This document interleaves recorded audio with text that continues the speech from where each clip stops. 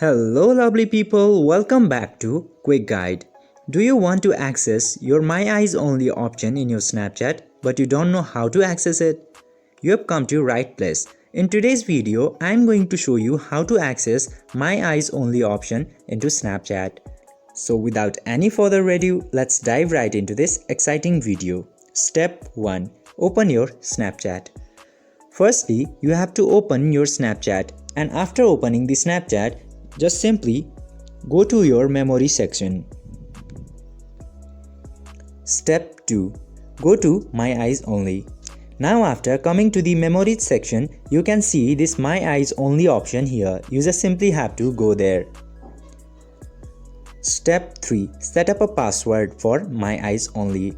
Now after coming to this My Eyes Only section, you simply have to set up a password for your My Eyes Only. I have already set up the passwords, so I'll just simply log in and come back. And after setting or logging in to My Eyes Only, you will see something like this.